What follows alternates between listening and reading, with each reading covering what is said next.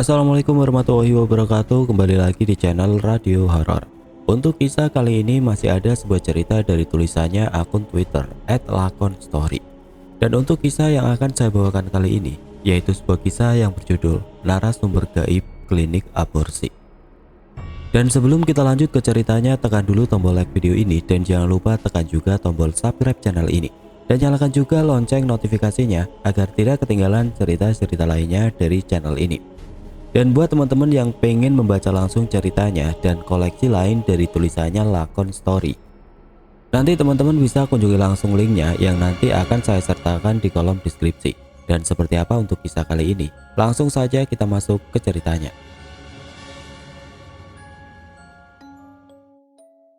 Februari 2021. Malam itu adalah malam di mana akhirnya aku mengetahui semua hal yang terjadi kepadaku dan keluargaku. Berawal dari niatku yang akan membagikan pengalamanku melalui sosial media. Tidak kusangka-sangka akhirnya semuanya tidak seperti yang akan aku ceritakan. Justru sejak kejadian malam itu, aku kini mengetahui apa yang sebenarnya terjadi. Pagi itu seperti biasanya, setelah semua pekerjaan rumahku telah selesai, aku pun segera menonton televisi sambil menunggu suamiku pulang dari kerjanya. Ketika sedang asik menonton televisi, tiba-tiba ponselku berbunyi dengan nada notifikasi yang mengisyaratkan jika saat itu ada sebuah email yang masuk. Hal itu memang sudah aku ketahui karena nada notifikasi emailku berbeda dengan nada notifikasi WhatsApp ataupun yang lainnya. Setelah emailku buka, aku memang sempat terkejut karena waktu itu ternyata penulis dari Lakon Story lah yang membahas emailku, dengan isinya yang menyetujui jika ceritaku akan dibagikan. Hal itu tentu saja membuat aku sempat terkejut karena aku memang sudah lama sekali mengirimkan email tersebut, namun tidak kunjung ada jawaban. Benar, aku memang sempat mengirimkan sebuah email dengan maksud ingin membagikan sebuah pengalaman bisnis ketika aku belum menikah dan masih tinggal bersama orang tuaku di salah satu desa yang ada di Jawa Barat. Dulu aku sangat sering diganggu oleh makhluk halus yang ada di sebelah rumahku, yang usut punya usut. Ternyata rumah tersebut telah digunakan sebagai praktek aborsi. Hal itulah yang akhirnya membuat aku sering sekali mendengar bahkan melihat makhluk yang sangat mengerikan, yang sepertinya akan menarik jika ceritanya dibagikan pada kalian. Dan akhirnya semua ini menjadi kenyataan. Ceritaku dibagikan dengan harapan bisa menjadi pelajaran. Singkat cerita, akhirnya penulis pun bertamu ke rumahku dengan maksud ingin membicarakan apa yang akan aku ceritakan. Namun nyatanya setelah aku selesai menceritakan semuanya, tiba-tiba kepalaku pusing tidak karuan. Mataku berkunang-kunang dengan jantung yang tiba-tiba berdetak tidak karuan. Dan tidak berhenti di situ saja. Saat itu aku tiba-tiba tidak sadarkan diri di depan mas penulis dan suamiku yang saat itu duduk tepat di sebelahku. Setelah beberapa lama kemudian, aku terbangun dengan keadaan yang sudah sangat tidak karuan, dengan mulutku yang penuh dengan aroma wangi-wangian. Mengetahui semua itu tentu saja aku seketika lemas dan memeluk erat suamiku sambil menangis ketakutan, khawatir jika niatku membagikan pengalaman kepada kalian adalah kesalahan. Namun anehnya saat itu mas penulis dan suamiku terlihat tersenyum sambil memberi tanda jika semuanya baik-baik saja. Bahkan aku pun sempat kebingungan ketika tiba-tiba suamiku mencium keningku sambil berbisik pelan. Akhirnya semuanya sekarang sudah jelas, alhamdulillah. Mendengar hal itu aku pun semakin kebingungan dengan perasaan yang tentu saja masih sangat penasaran. Maksudnya gimana mas? Aku tadi kenapa? Mirna tadi datang. Dia merasukimu tidak karuan. Setelah berhasil ditenangkan, dia rupanya datang dengan maksud lain. Sepertinya dia mengikuti kita sampai di rumah ini mah. Terang suamiku jelas. Ah, jadi aku tadi kesurupan mas? Iya, kamu ketawa-tawa. Suaramu aneh dan ngomong-ngomong sendiri tidak jelas. Namun setelah kami dengar dengan seksama, sepertinya apa yang diucapkan Mirna adalah kunci dari cerita yang kamu ceritakan kepada mas penulis ini. Maksudnya gimana? Aku nggak ngerti. Kan aku sudah ceritakan semuanya, Mas. Apa ada yang kurang? Ada satu kenyataan yang aku pun baru tahu sekarang, ucap suamiku. Dan singkat cerita, setelah aku mendengarkan semua penuturan dari suamiku, aku pun saat itu sangat terkejut, seolah tidak percaya jika semua itu benar-benar telah terjadi. Awalnya aku memang sempat tidak percaya dengan perkataan suamiku, karena aku pun tahu jika setan pasti telah menipu kita dengan segala caranya. Namun setelah kembali dijelaskan oleh Mas penulis dengan melihat fakta-fakta yang ada, akhirnya aku pun mulai percaya jika semua itu memang benar adanya. Hal itulah yang akhirnya membuat aku sangat terpukul dan kembali menangis tidak karuan di pelukan suamiku yang saat itu terus menenangkanku. Dan setelah semuanya selesai, akhirnya Mas penulis dan rombongan pun pulang dengan membawa sebuah cerita yang berisi satu kenyataan yang aku pun baru tahu sekarang. Dan dengan dibagikannya cerita ini, semoga memberi pelajaran kepada wanita yang ada di luar sana bahwasanya aborsi adalah tindakan yang sangat-sangat dilarang. Semua nama dalam cerita ini disamarkan. Mohon maaf jika ada kesamaan. Desember 1997. Pagi itu aku bangun lebih pagi dari biasanya. Benar sekali. Sejak kematian ayahku, kini aku tinggal hanya bersama ibuku yang saat itu sudah semakin menua. Hal itulah yang akhirnya membuat aku harus mengerjakan semuanya seorang diri agar ibuku tetap sehat di masa-masa tuanya. Namun nyatanya semua itu tidak semudah membalikkan telapak tangan. Aku yang hanya lulusan sekolah dasar, tentu saja sangat kesulitan mencari pekerjaan yang saat itu harus aku lakukan demi menyambung kehidupan. Dan singkat cerita, karena aku yang tidak kunjung mendapatkan pekerjaan, akhirnya ibuku bermaksud menyewakan rumah peninggalan ayah yang saat itu memang terletak tepat di sebelah rumahku. Nah, daripada kamu susah dapat pekerjaan, mending rumah yang ada di sebelah kita sewakan saja. Toh itu juga rumahmu, daripada kosong.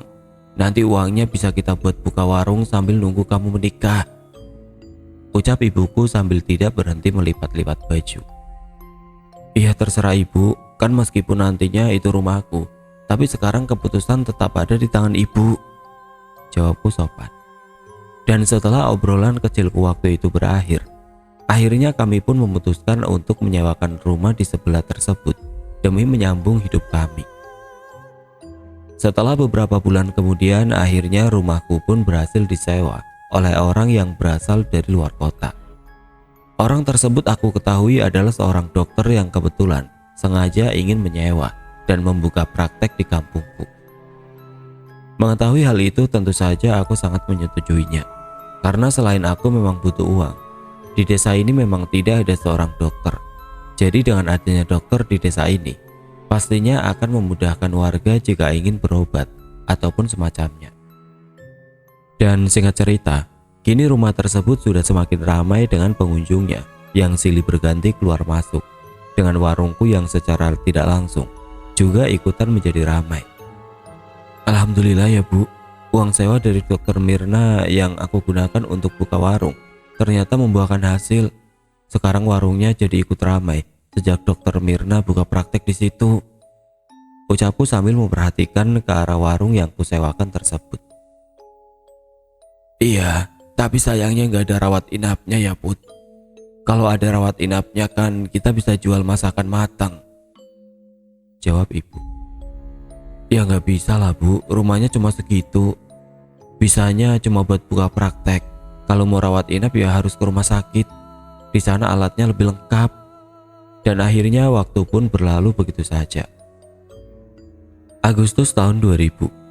Ibuku yang sebelumnya baik-baik saja saat itu tiba-tiba mengalami sakit keras yang entah dari mana asalnya.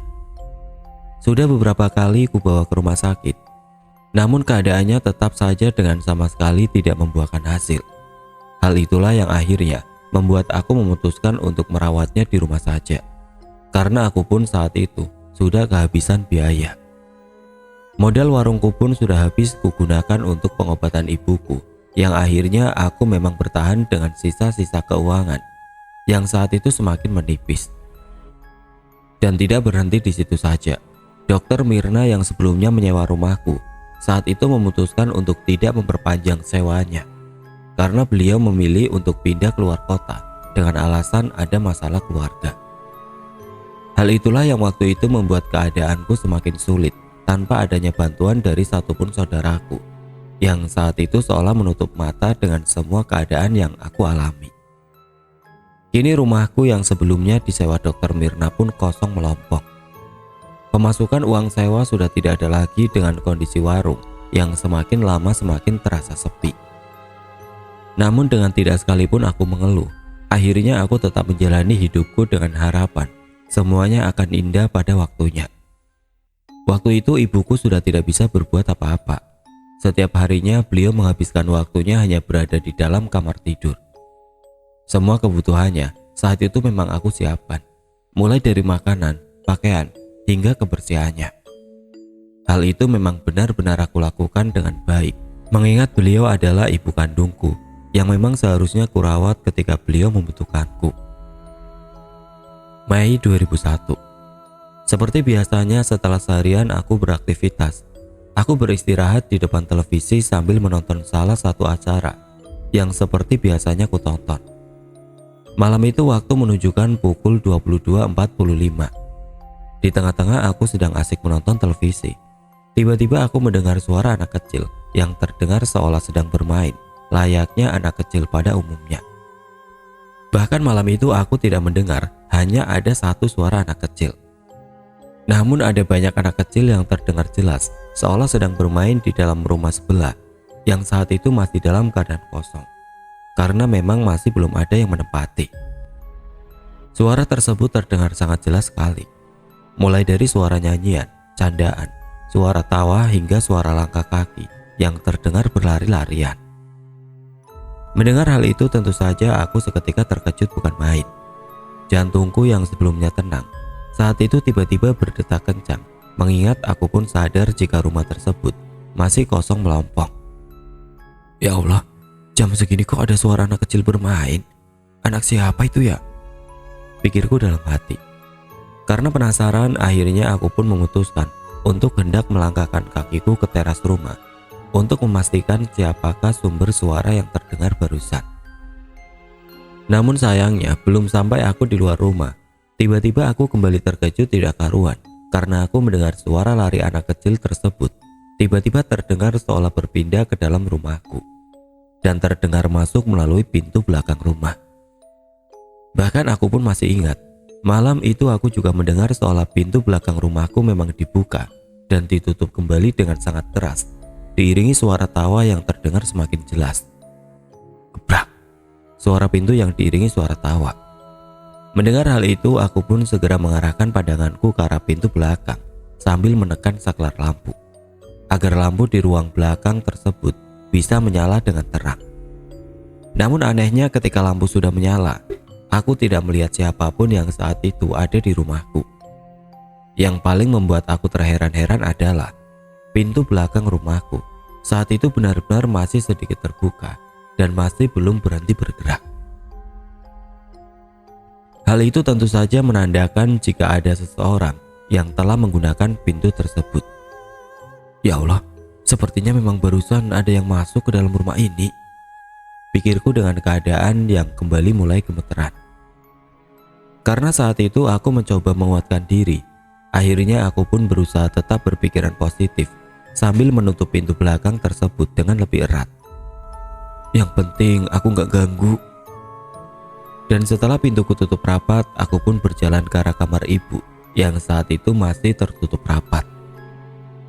Mending aku intip ke kamar ibu, mudah-mudahan tidur ibu tidak terganggu dengan suara aneh tadi, pikirku sambil berjalan ke arah pintu kamar ibu yang memang terletak agak jauh dari tempatku berdiri saat itu.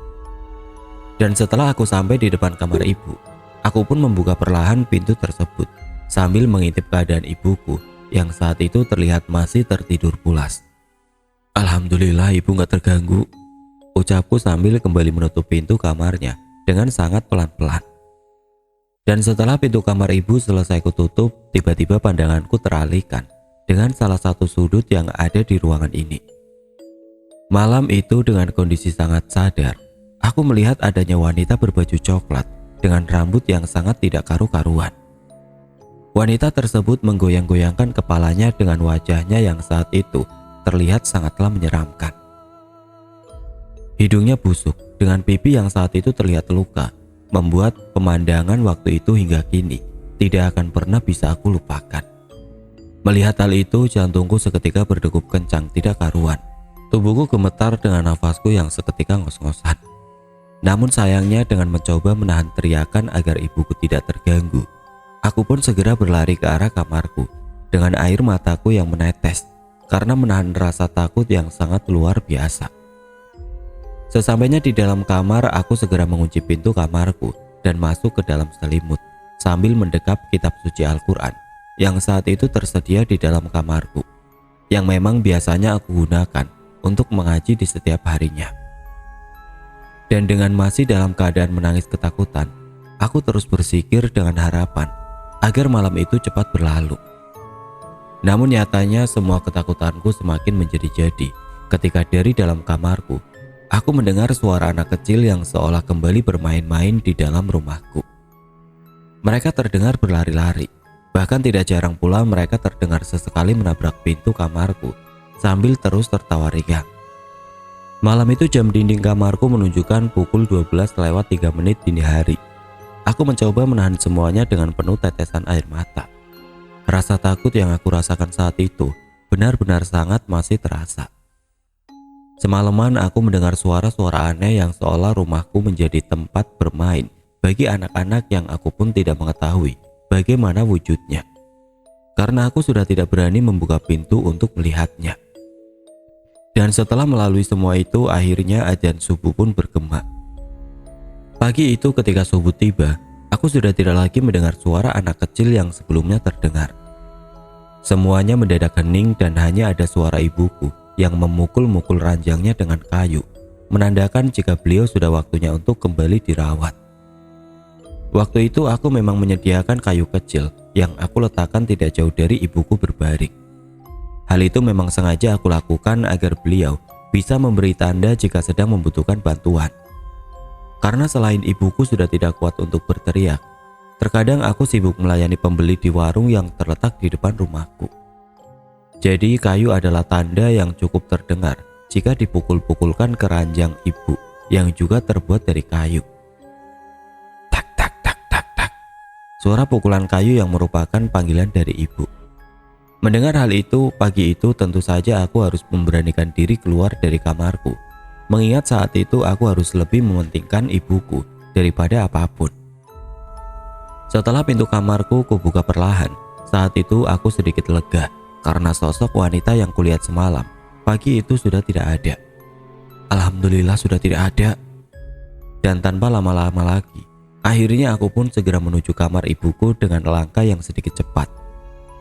Sesampainya di kamar ibu, aku langsung mendekati ibuku sambil tersenyum sayu. "Ada apa, Bu? Kok tumben masih pagi sudah bangun?"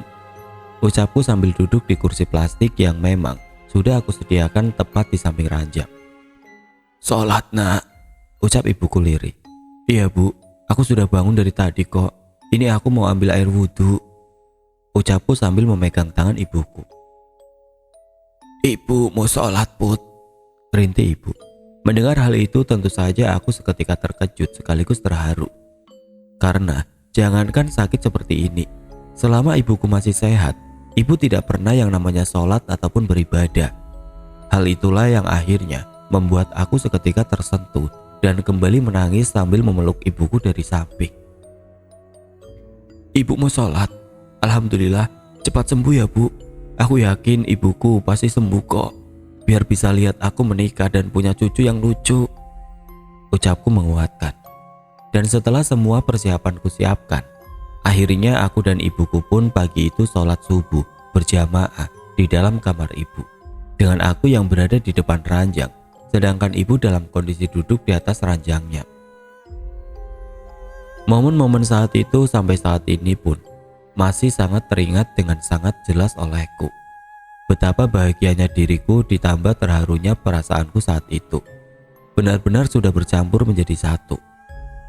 Dan setelah semuanya selesai, akhirnya aku pun mulai membuka jendela kamar ibu, mempersiapkan makanannya.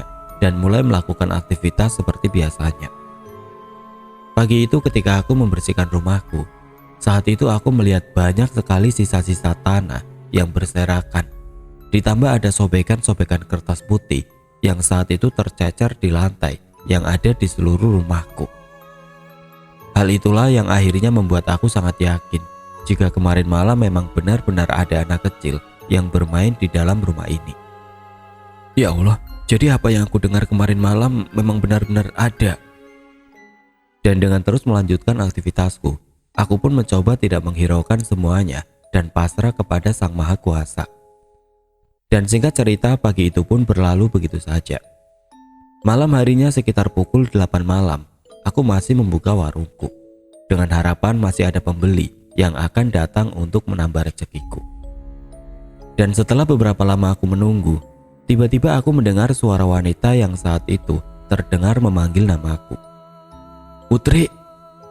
Dan setelah aku mengarahkan pandanganku ke arah sumber suara tersebut, saat itu aku tiba-tiba terkejut karena ternyata Dokter Mirna lah yang datang mengunjungiku.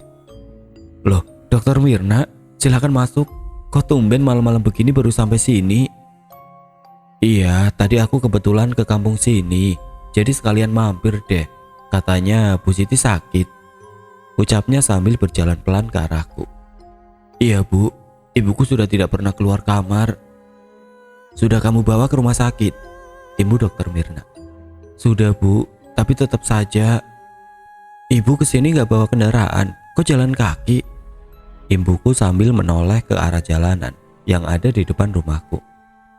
Kendaraanku kutaruh di depan rumah Bu Seno, jawabnya singkat. Silakan masuk Bu, sudah lama ibu gak main kesini loh, ucapku mengalihkan pembicaraan. Ibu gak duduk ya, ibu mau lihat gimana kondisi Bu Siti saja, nanti keburu malam, jawabnya. Oh ya, mari saya antar ke kamarnya, ucapku sambil berjalan pelan ke arah kamar ibuku. Namun sayangnya baru sampai aku di depan kamar ibu, tiba-tiba ada suara lain yang memanggil namaku, yang ternyata itu adalah pembeli di warungku. Mengetahui hal itu tentu saja aku seketika hanya mengantar Dokter Mirna sampai depan pintu kamar ibuku, sambil mempersilahkan Dokter Mirna masuk ke dalam kamarnya. Bu, ini ada Dokter Mirna kesini mengunjungi ibu, ucapku sambil membuka pintu kamar ibu. Dok, saya tinggal sebentar, tidak apa-apa ya. Maaf, soalnya ada pembeli, ucapku sambil mengarahkan pandangan ke arah Dokter Mirna. Saat itu Dokter Mirna hanya tersenyum sambil tidak menghentikan langkahnya dengan tetap menuju ke arah ibuku. Karena aku juga sempat melihat ibuku yang masih belum tidur, ditambah mereka juga sudah saling kenal. Aku pun saat itu tanpa pikir panjang, akhirnya bersiap melangkahkan kakiku untuk meninggalkan mereka berdua di dalam kamar ibu. Namun sayangnya ketika aku masih memutar badanku, tiba-tiba Dokter Mirna memanggilku seraya memberi tanda agar aku menutup pintu kamarnya. Put, tutup pintu kamarnya ya, aku mau sekalian periksa ibumu, ucap Dokter Mirna. Dan tanpa menaruh curiga sedikit pun, aku pun akhirnya segera menutup pintu sambil bergegas menuju ke arah warungku yang saat itu sudah lama ditunggu pembeli. Dan di saat itulah keanehan mulai terjadi. Setelah beberapa lama aku melayani pembeli, entah kenapa saat itu perasaanku mulai terasa tidak enak. Kok lama banget ya di dalam kamar? Dan belum selesai aku melamun, tiba-tiba aku sangat terkejut tidak karuan. Karena saat itu aku tiba-tiba mendengar suara kayu yang biasanya digunakan ibu untuk memanggilku. Suara tersebut terdengar jelas dipukul-pukul lebih keras dari biasanya. Temponya cepat, seolah sedang benar-benar memberi tanda jika ibu sedang dalam bahaya. Mendengar hal itu, aku pun seketika berlari sambil berteriak memanggil nama ibuku yang saat itu berada di dalam kamar bersama Dokter Mirna. Bu, kenapa Bu? Namun anehnya ketika aku hendak membuka pintu kamar ibu, tiba-tiba pintu kamar bersamaan dibuka dari dalam oleh Dokter Mirna. Dokter Mirna keluar sambil tersenyum seraya memberi tanda jika semuanya baik-baik saja. Ibu, kenapa dok? Tanyaku gugup. Tidak apa-apa Put, ibumu tadi cuma kesakitan waktu aku suntik, jawabnya pelan. Melihat hal itu tentu saja aku seketika tenang dengan sekelebatan melihat ibuku yang saat itu bergerak seolah membenarkan posisi bantalnya. Sudah, jangan masuk dulu, biarkan saja Ibu Siti istirahat, ucap Dokter Mirna sambil berjalan keluar dari rumahku. Dan belum sempat aku menjawab ucapan Dokter Mirna, tiba-tiba beliau kembali mengutarakan maksudnya untuk mengunjungi rumah yang sebelumnya dia sewa. Rumah sebelah masih kosong ya? Ucapnya. Iya dok, belum laku, jawabku sopan. Aku boleh nggak masuk ke dalam? Aku mau lihat-lihat, barangkali ada barangku yang ketinggalan. Boleh banget dok, silakan langsung saja. Pintunya nggak dikunci kok. Tapi saya mau tutup warung dulu ya dok. Sudah jam 9 malam, nanti kususul. Iya, santai saja, ucapnya sambil bergegas menuju rumah sebelahku yang memang bisa diakses melalui samping warungku.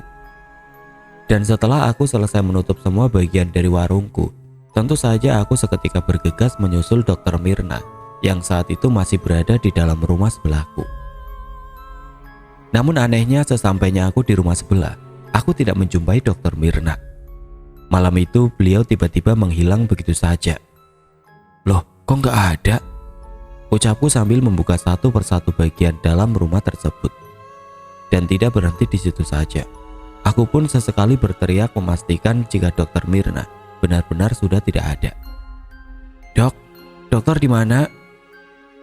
Dan setelah beberapa lama aku mencari dan tidak ketemu, akhirnya aku pun kembali ke rumahku sendiri dengan berpikir jika Dokter Mirna sudah pulang dengan tidak berpamitan denganku. Dan singkat cerita, setelah aku kembali memastikan bila ibuku sudah beristirahat, saat itu aku langsung menuju kamarku dan tidur karena malam itu aku benar-benar sangat lelah dan mengantuk, mengingat semalam aku sama sekali tidak bisa tidur karena diganggu oleh suara-suara aneh. Dan akhirnya malam itu pun berlalu begitu saja. Keesokan paginya aku terbangun dengan keadaan yang sangat terpukul tidak karuan. Hatiku hancur dengan tangis yang sudah tidak lagi bisa kutahan. Benar, saat itu aku menemukan ibuku sudah dalam keadaan yang tidak bernyawa. Pagi itu ketika aku hendak mengajaknya untuk kembali sholat subuh berjamaah, ibuku sudah dalam kondisi kaku dengan lidahnya yang menjulur panjang keluar. Saat itu adalah saat-saat yang tidak akan pernah kulupakan selama hidupku. Rasa terpukulnya dan rasa sedihnya hingga cerita ini ditulis pun masih sangat terasa. Dan setelah aku meminta bantuan kepada warga sekitar, akhirnya warga dan tetangga pun berbondong-bondong datang ke rumahku. Dengan tidak lupa semua saudaraku pun datang untuk ikut berbelasungkawa atas kematian ibuku. Selama 40 hari kematian ibu, aku sengaja mengunjungi rumah Dokter Mirna untuk mencari tahu penyebab kematian ibuku. Karena menurutku, selain memang ibuku meninggal dalam keadaan sakit, aku menduga Dokter Mirna telah melakukan sesuatu kepada ibuku yang akhirnya membuat ibuku saat itu tiada. Karena aku pun juga masih ingat dengan jelas jika sebelum kematian ibuku, Dokter Mirna sempat menemui ibuku di dalam kamar sebelum ibuku tiada. Hal itulah yang akhirnya membuat aku memutuskan untuk menemuinya. Siapa tahu ibuku mengucapkan sesuatu sebelum beliau pergi. Pagi itu berbekal alamat yang memang sudah aku ketahui, aku menuju rumah Dokter Mirna bersama dengan Mas Dimas. Mas Dimas adalah laki-laki yang memang dekat denganku sejak dahulu. Dia berprofesi sebagai perawat di salah satu rumah sakit yang ada di kotaku. Dan setelah melakukan perjalanan yang tidak terlalu jauh, akhirnya aku pun sampai di kediaman Dokter Mirna. Namun anehnya, sesampainya aku di rumah Dokter Mirna, aku kembali mengetahui hal yang sangat tidak masuk akal di pikiranku. Benar sekali, saat itu menurut orang yang ada di rumah Dokter Mirna, Dokter Mirna telah meninggal dunia setahun sebelumnya. Hal itu tentu saja seketika membuat aku semakin terkejut tidak karuan, mengingat masih sekitar 40 hari yang lalu beliau datang ke rumahku dengan keadaan yang terlihat sangat sehat. Dokter Mirna yang ada di foto ini, Pak? Tanya Mas Dimas memotong pembicaraan sambil menunjuk ke arah foto yang tertempel di dinding ruang tamu. Benar, Mas, ucap bapak-bapak tersebut. Dan setelah mengetahui semua itu, akhirnya kami pun kembali pulang dengan perasaan yang sangat tidak karuan. Sepanjang perjalanan pulang, aku dan Mas Dimas hanya diam karena masih tidak percaya dengan semua yang telah terjadi. Akhirnya aku pun sampai di rumahku sekitar pukul 7 malam. Put, besok aku kesini pagi ya. Ada yang mau aku bicarakan. Kalau sekarang aku masuk ke rumahmu, aku nggak enak sama tetangga. Kan kamu sekarang di rumah sendirian, ucap Mas Dimas sambil berpamitan pergi dari rumahku. Mendengar hal itu tentu saja aku hanya mengangguk dan seolah tidak peduli lagi dengan apa yang ada di sekitarku. Saat itu yang ada di pikiranku hanyalah almarhum ibuku dan semua keanehan yang saat itu terjadi. Karena saat itu aku sedang banyak pikiran, akhirnya aku pun memutuskan untuk segera beristirahat dengan langsung menuju ke kamarku dan menutup semua pintu. Dan tidak lama kemudian, aku pun saat itu tertidur pulas. Sekitar pukul 1 dini hari, aku terbangun karena aku mendengar suara tangisan yang saat itu terdengar semakin lama semakin keras. Suara tersebut terdengar khas, diiringi bau anyir yang saat itu tercium kuat. Mendengar hal itu tentu saja aku seketika terbangun dan langsung berdiri. Karena entah kenapa, saat itu aku mengira suara tangisan tersebut adalah suara tangisan ibuku. Setelah aku membuka pintu kamarku, dengan sangat terkejut aku melihat sosok perempuan tua yang berjalan pelan menuju ke arah luar rumah melalui pintu belakang rumahku. Sosok tersebut terlihat dari belakang sedikit membungkuk dengan rambut yang diikat rapi layaknya orang tua pada umumnya. Mengetahui hal itu tentu saja aku seketika refleks memanggil namanya dengan sebutan ibu. "Bu, berhenti bu!" teriakku sambil menyusulnya ke pintu belakang. Namun sesampainya aku di pintu belakang, aku tiba-tiba melihat ada sosok lain yang ada di salah satu sudut yang tidak jauh dari pintu belakang ini. Waktu itu aku melihat dengan mata kepalaku sendiri, ada sosok perempuan yang memakai baju pasien rumah sakit. Namun anehnya, perempuan tersebut berdiri sambil mulutnya yang berlumuran darah yang terlihat sudah mengerik. Dan tidak berhenti di situ saja. Saat itu aku juga melihat perut perempuan tersebut sangatlah besar, seperti orang yang sedang hamil tua. Mengetahui hal itu, aku pun seketika berteriak tidak karuan, sambil jantungku yang saat itu sudah tidak berhenti berdetak kencang. "Ah!" teriakku sambil kembali masuk ke dalam kamarku dan langsung mengunci pintunya dari dalam. Ketika di dalam kamar, tentu saja aku menangis terseduh-seduh dengan keringat yang sudah tidak berhenti bercucuran. "Ya Allah, lindungi aku!" rintiku sambil meremas erat selimutku. Namun sayangnya tidak berhenti di situ saja. Ketika aku masih dalam keadaan yang tertekan, saat itu tiba-tiba aku mendengar suara kayu yang dipukul-pukul seperti suara kayu yang biasanya digunakan oleh almarhum ibuku ketika memanggilku. Suara tersebut terdengar pelan dan semakin lama semakin cepat saja. Suara tersebut tentu saja seketika membuat aku semakin ketakutan.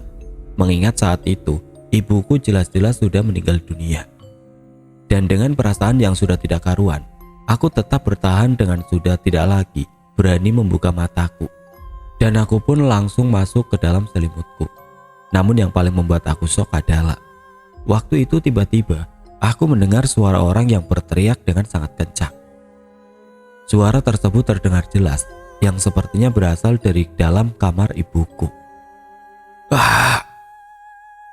Setelah aku dengar lebih teliti lagi, aku semakin terkejut karena suara teriakan tersebut sepertinya berasal dari suara wanita yang sedang melahirkan.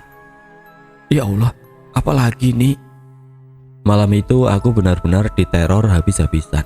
Dan anehnya, sepertinya semua teror tersebut datang bukan hanya sekedar ingin menampakkan diri, namun lebih keingin menunjukkan sesuatu kepadaku. Dan puncaknya tanpa disangka-sangka, selimut yang sebelumnya menutupiku dengan erat, saat itu seolah ditarik dari bawah. Tarikan tersebut kurasakan perlahan dengan tenaga yang sangat kuat. Merasakan hal itu tentu saja ketakutanku semakin menjadi-jadi dan sepertinya aku sudah mencapai batas rasa takutku. "Ya Allah, tolong! Ya Allah, tolong!" teriakku sambil menangis ketakutan. Dan setelah aku tidak lagi bisa menahan tarikan selimutku, aku pun akhirnya memberanikan diri untuk membuka mata dan melihat semuanya. Dan ketika aku membuka mataku, benar, saat itu ada sosok perempuan berwajah rusak yang sedang berdiri sangat dekat denganku, dengan pandangan yang sangat menakutkan. Pandangan perempuan tersebut seolah memendam dendam kepadaku, ditambah wajahnya terlihat sangatlah busuk dengan mengeluarkan bau yang sangat tidak sedap. Bagaimana tidak, Seluruh bagian wajahnya benar-benar sangat hancur dengan sebelah matanya yang terlihat melepuh penuh nanah. Tidak berhenti di situ saja. Saat itu, aku melihat sosok perempuan tersebut memakai baju yang sudah sangat acak-acakan dengan kaki yang terlihat sangat hitam pekat. Mengetahui hal itu, tentu saja aku seketika kembali berteriak dengan langsung bergegas berlari keluar kamar. Karena aku pun berpikir jika dalam rumah, aku sudah tidak aman lagi. Ah! Teriakku sambil berlari keluar kamar dan bersusah payah membuka kunci kamar yang saat itu juga tiba-tiba sedikit macet. Dan setelah aku berhasil keluar dari kamarku, aku pun seketika berlari keluar dari rumahku karena kurasa saat itu keadaan di dalam rumah sudah semakin membahayakan. Sesampainya di luar rumah, aku kembali melihat pemandangan yang sangat mengerikan. Waktu itu pandanganku teralihkan ke arah rumah yang ada di sebelah. Di dalam rumah sebelahku yang seharusnya kosong tersebut, aku melihat adanya beberapa wanita yang terlihat berdiri sambil menyeret seperti karung dari arah depan ke belakang. Dan tidak berhenti di situ saja. Di teras rumah itu, aku juga melihat adanya beberapa anak kecil yang saat itu terlihat sedang bermain-main. Anak kecil tersebut duduk jongkok melingkar sambil tertawa-tawa kecil mengherankan. Mengetahui hal itu, aku pun segera berlari masuk ke dalam warungku. Karena menurutku di dalam warung adalah tempat yang paling aman untukku. Waktu itu aku rasanya sudah tidak lagi bisa mengeluarkan tangisan.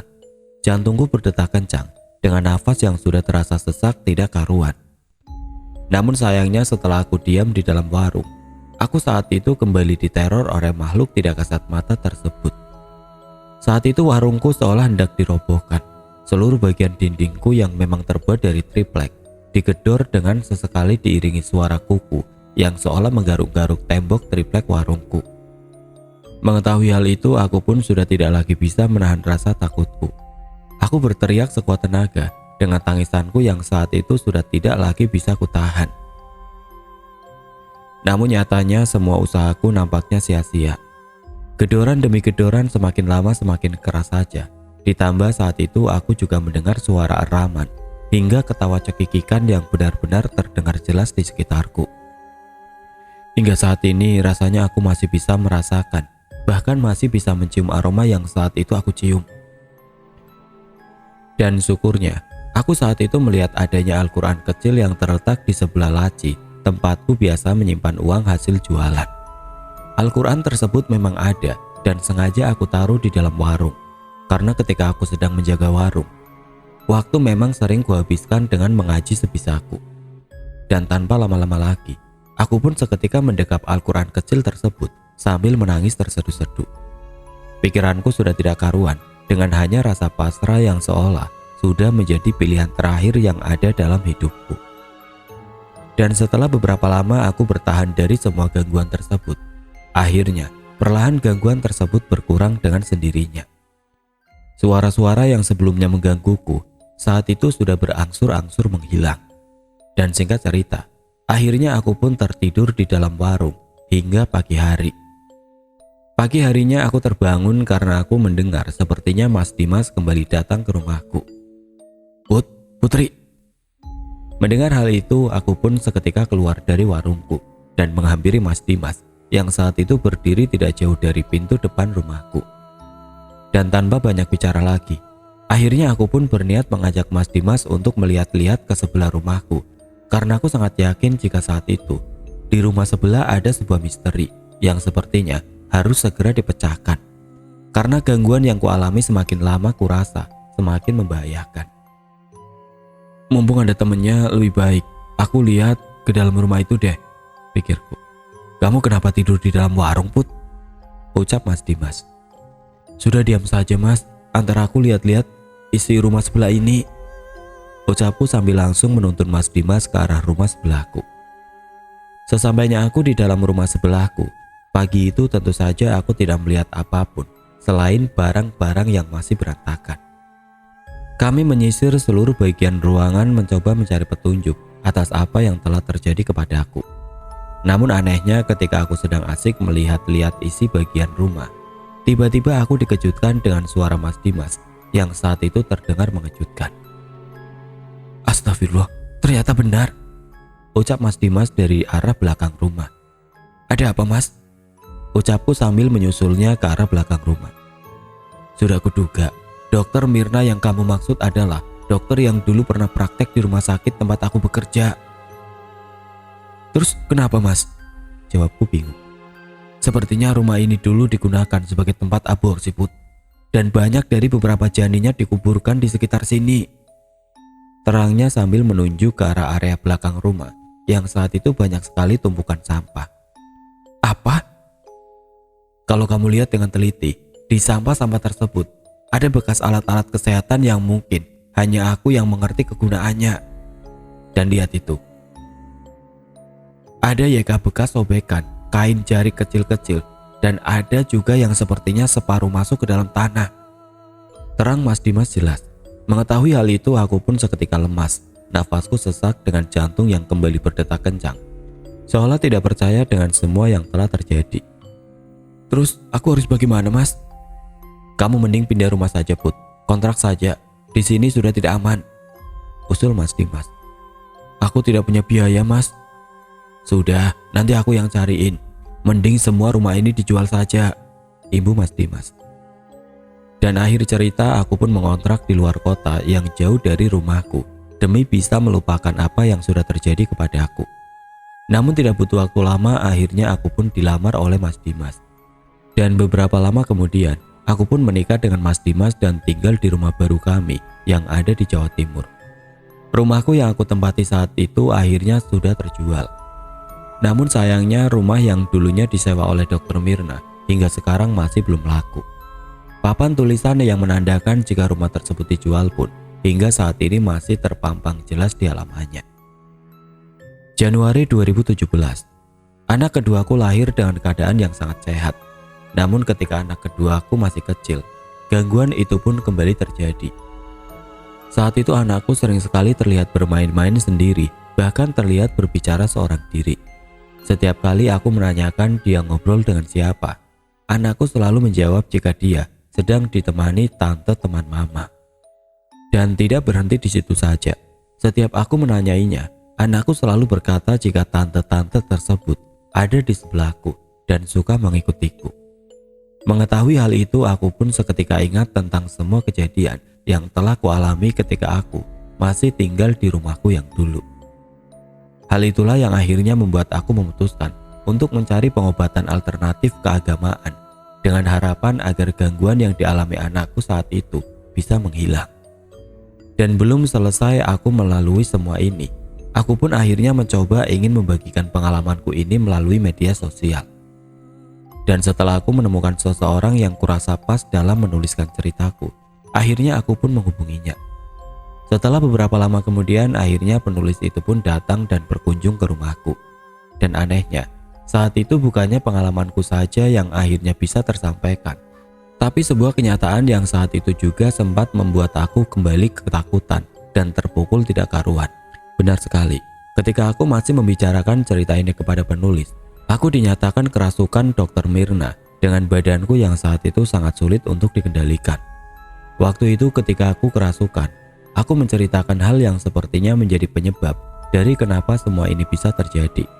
Benar, ternyata ibuku saat itu ikut dalam praktek aborsi yang dilakukan oleh Dr. Mirna. Setiap ada pasien yang ingin melakukan aborsi, ibuku selalu ikut membantu. Dan tidak jarang pula ibuku yang menguburkan jasad bayi malang tersebut demi menghilangkan bukti dan kecurigaan dari warga sekitar. Semua itu dilakukan oleh ibuku demi mendapatkan uang untuk menyambung hidupku. Mendengar hal itu tentu saja aku seketika terpukul dan merasa sangat menyesal kenapa saat itu aku tidak mengetahui jika ibuku telah melakukan hal itu. Andai saja saat itu aku tahu, pasti semuanya tidak akan seperti ini. Akhir cerita dengan dibagikannya cerita ini, aku berharap tidak ada lagi orang-orang di luar sana yang ingin melakukan aborsi.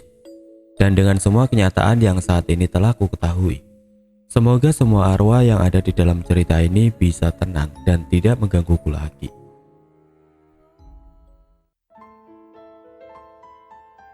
Oke teman-teman, sekian untuk cerita kali ini. Semoga apa yang sudah saya sampaikan dalam kisah ini dapat dijadikan pembelajaran untuk kita semua. Dan buat teman-teman yang baru bergabung, jangan lupa untuk like, komen, share, serta subscribe channel ini. Dan nantikan kisah-kisah horor berikutnya tetap di channel Radio Horor. Wassalamualaikum warahmatullahi wabarakatuh.